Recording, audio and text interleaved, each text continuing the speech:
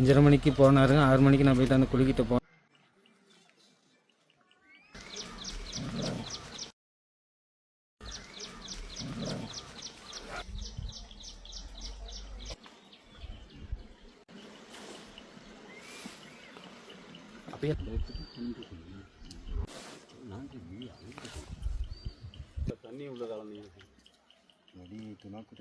නෑ වැඩිනේ.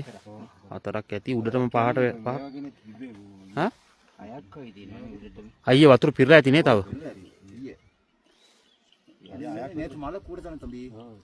லியோ பெற்றுக்கு எங்கள் மகன் எலோன் சசான் 8 வயசு.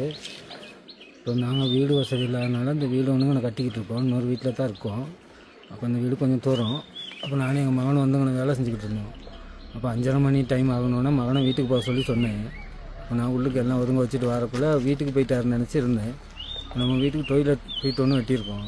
அதெல்லாம் நேற்று பெஞ்ச மழையில் தண்ணி நிறைஞ்சிருச்சு. இவர் நான் நினச்சேன் வீட்டுக்கு போயிட்டாருன்னு. அந்த டைமில் போயிட்டு 6 மணி போல் 5:30 மணிக்கு போனாருங்க. 6 மணிக்கு நான் போயிட்டு அந்த குளிக்கிட்ட போனேன். என் மகன் செருப்பு ரெண்டும் மேலே மறந்துச்சு. அப்போ சந்தேகத்தில் எங்களோட வைப்பை கூப்பிட்டு சத்தம் வச்சேன். வீட்டில் மகன் இருக்காரானா அவங்களுக்கு விளங்கலைங்க. திரும்ப அந்த கிணத்துல மூளையில் கருப்பாக அப்படி தெரியவும் நான் என்னமோ கிடக்குன்னு சொல்லி தான் மேலே தூக்கி எடுத்தேன். அந்த பிள்ளை உள்ளுக்கு கிடந்து மேலே எடுத்து ஒரு 5 அடி ஆழம். 5 அடி 3 பிள்ளைங்க. 3 தான் கடைசி